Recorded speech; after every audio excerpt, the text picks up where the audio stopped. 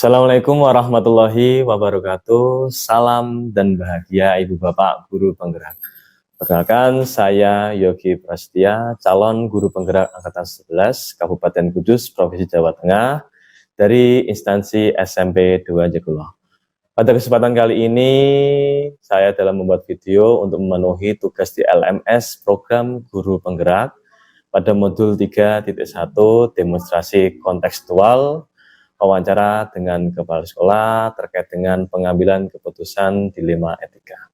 Pada kesempatan kali ini saya tidak sendirian, saya ditemani oleh Bapak Kepala Sekolah dari SMP 2 Jekulo, yaitu Pak Jupri, Sarjana Pendidikan. Maka dari itu langsung saja selamat menyaksikan wawancara saya dengan Pak Jupri.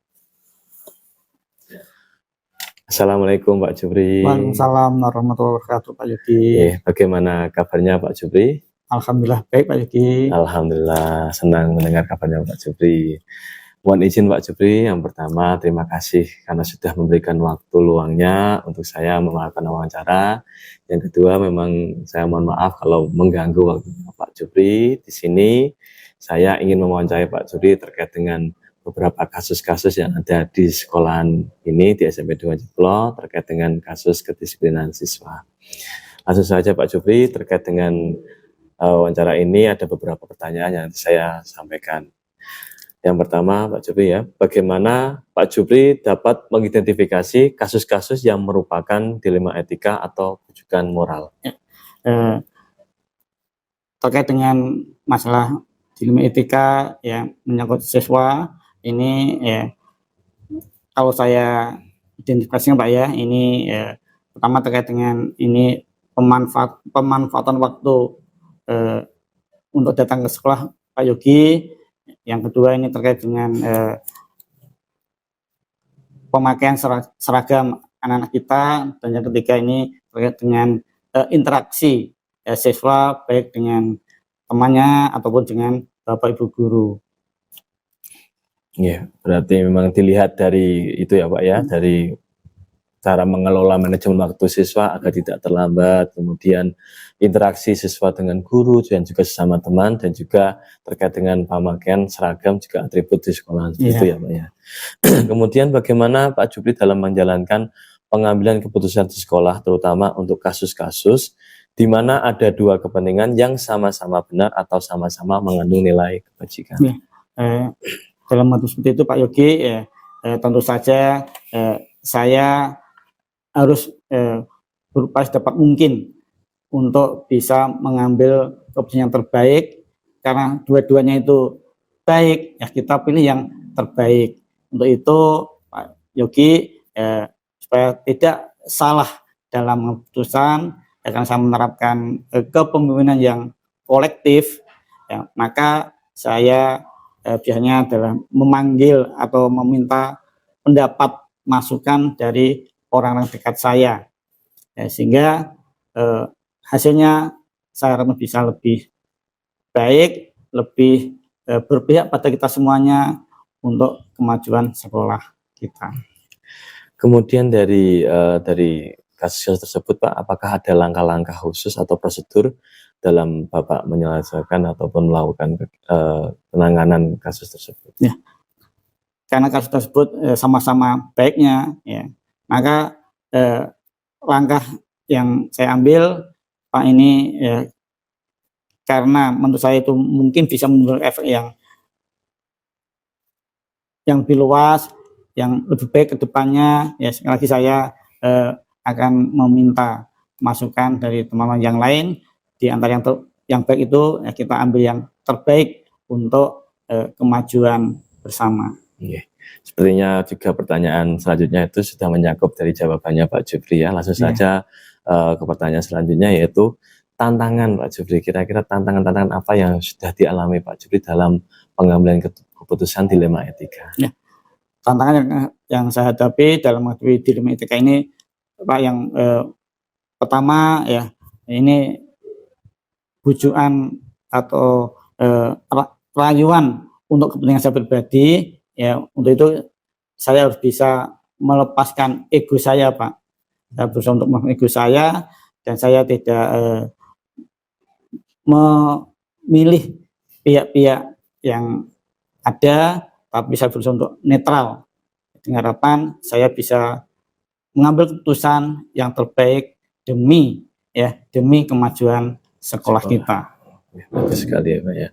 Kemudian Pak Jupri, kira-kira dalam penanganan atau pengambilan keputusan ini ada jadwal tertentu atau mungkin dalam penyelesaian langsung menyelesaikan atau gimana ya Pak? Ya, ini tergantung dari besar kecilnya atau kompleks tidaknya permasalahan yang ada, Pak.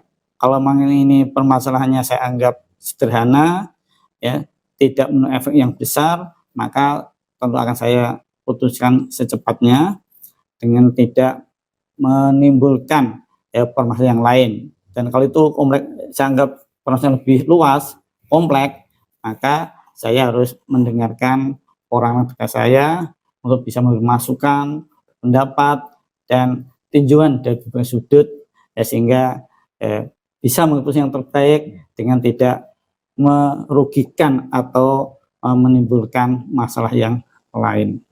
Bagus sekali Pak ya, memang dalam pengambilan keputusan berarti menyesuaikan dengan kasusnya, kira-kira kasus ini dibutuhkan dalam penyelesaian jangka pendek ataupun jangka panjang, seperti itu Pak ya. Kemudian kira-kira yang untuk mempermudah dalam menangani kasus ini, apakah ada pihak-pihak yang terlibat Pak Jupri? Ya, tentu Pak, karena saya lebih menerapkan kepemimpinan yang kolektif, maka saya membutuhkan orang-orang terdekat saya yang bisa membantu, memberikan masukan, pertimbangan untuk bisa mengambil keputusan yang terbaik. Baik, berarti memang perlu adanya itu ya Pak ya. Yang terbaik itu adalah yang tidak merugikan, tidak masalah yang lain. Ya, tapi bisa diterima untuk kebaikan bersama. Luar biasa, berarti tidak keputusan Pak Jupri sendiri ya, tapi memang hasil bareng-bareng terus kemudian musyawarah untuk menyelesaikan kasus tersebut.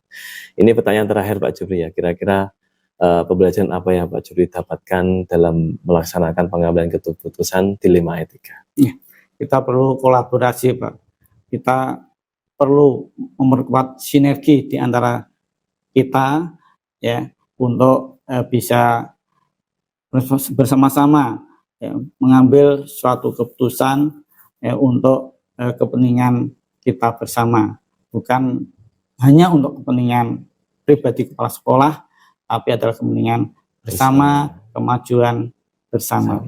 Luar biasa Pak Jupri ya, dalam keinginan memajukan sekolah itu tidak atas dasar pribadi tapi memang kebersamaan, seperti itu ya. Ya, saya kira cukup Pak untuk wawancara. Terima kasih atas waktunya Pak Jupri. Mungkin ada masukan, saran ataupun motivasi buat saya terkait dengan dalam menjalankan CGP yang pada modul terakhir ini Pak. Pak Yogi tetap bersemangat ya, menjaga kesehatan, juga selalu mengikuti tahapan-tahapan proses CGP ini dengan baik, dan tentu saja jangan lupa kita sebagai orang beragama selalu berdoa ya, semoga diberikan kemudahan, kelancaran, dan kesuksesan untuk kedepannya. Amin. Terima kasih Pak Jupri atas doanya dan motivasinya. Semoga saya dalam menjalankan program Guru Penggerak ini bisa bermanfaat untuk teman-teman dan juga yang lainnya, baik di sekolah maupun di luar sekolah. Terima kasih sekali lagi saya ucapkan Pak Jupri. Mohon maaf sudah mengganggu waktunya Pak Jupri. Saya akhiri Pak Jupri. Assalamualaikum Pak Jupri. Waalaikumsalam warahmatullahi wabarakatuh. Demikian video wawancara dengan Kepala Sekolah Pak Jupri SPD dari SMP 2 Jekulo. Semoga video ini bisa bermanfaat dan juga bisa menjadi panutan untuk Bapak Ibu guru yang lainnya, dan selalu semangat dalam menjalankan tugas dan menyesuaikan kebutuhan anak dalam proses pembelajaran. Sekian dari saya, Yogi Prasetya. Wassalamualaikum warahmatullahi wabarakatuh. Salam dan bahagia Bapak Ibu guru penggerak. Salam guru penggerak, tergerak, bergerak, menggerakkan.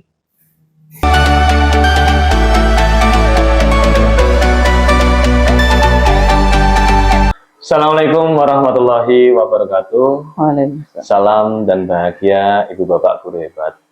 Perkenalkan, saya Yogi Prasetya dari SMP 2 Jekulo, calon guru penggerak angkatan 11 Kabupaten Kudus, Provinsi Jawa Tengah.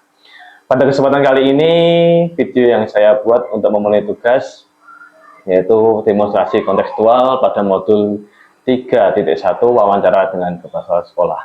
Kebetulan pada kesempatan ini saya ditemani oleh Bu Puji Handayaning Tiastuti, sarjana pendidikan Magister Olahraga dari SD 6 Tanjung Rejo. Bu, terus Bu ya.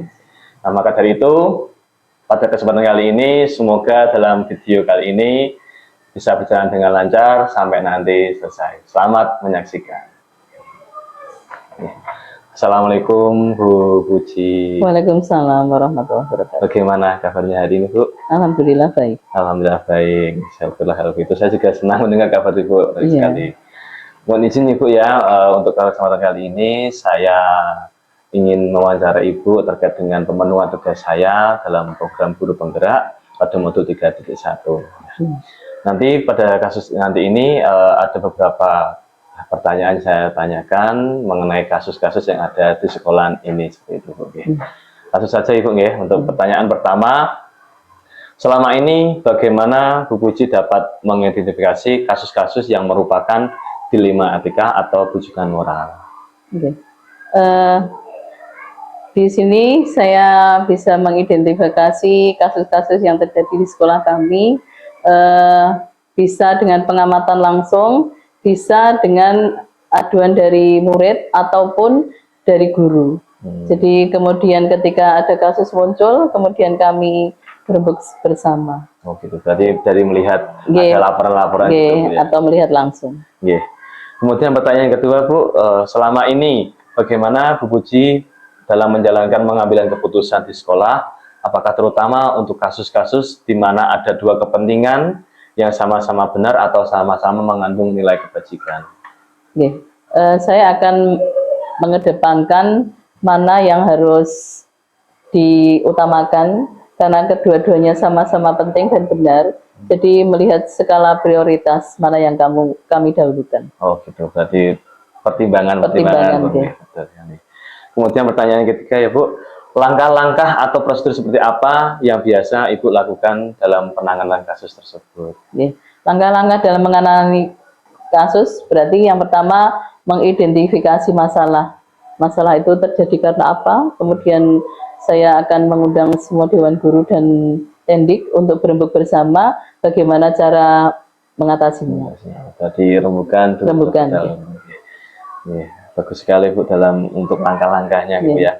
Kemudian pertanyaan yang keempat, hal-hal apa saja yang selama ini Bu Puji anggap efektif dalam pengambilan keputusan dalam kasus-kasus yang kategorinya dilema etika?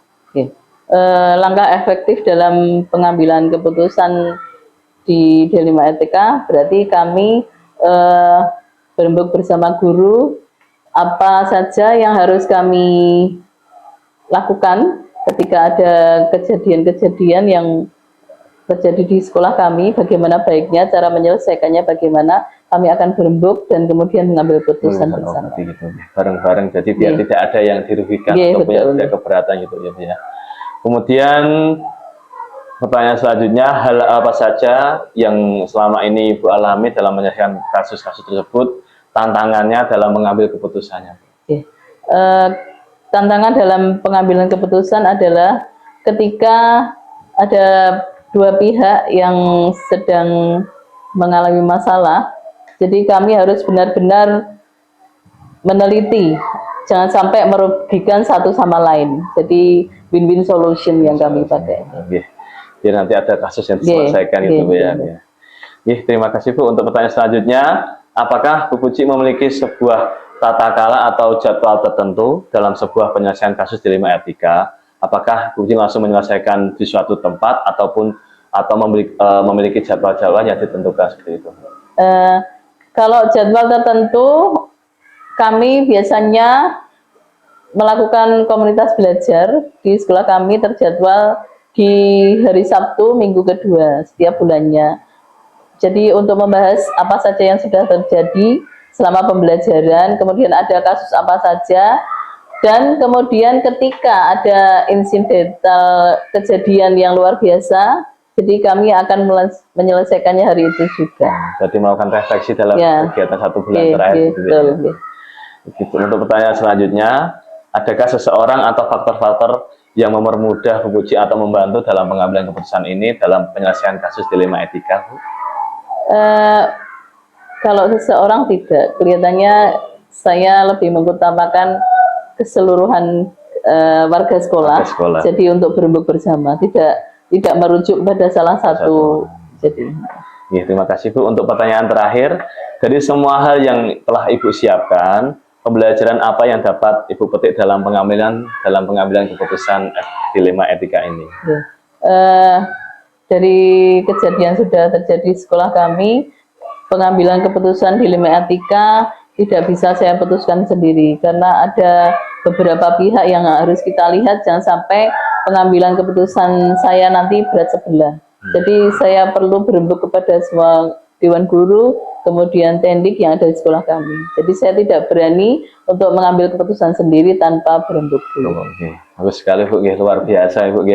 Semoga nanti ketika kedepannya saya ataupun teman-temannya nantinya menjadi kepala sekolah bisa menyentuh Ibu dalam mengambil keputusan dilema etika. Terima kasih Bu atas waktunya yang diberikan. Mohon maaf kalau mengganggu waktunya. Tidak apa-apa, monggo semoga sukses. Amin ya Rabbal Alamin. Demikian video wawancara dengan Ibu Puji Handaning Tiastuti dari SD 6 Tanjurrejo. Semoga video ini bermanfaat dan bisa menjadi pedoman untuk Bapak Ibu guru penggerak. Salam guru penggerak, bergerak, bergerak, menggerakkan. Wassalamualaikum warahmatullahi wabarakatuh. Waalaikumsalam.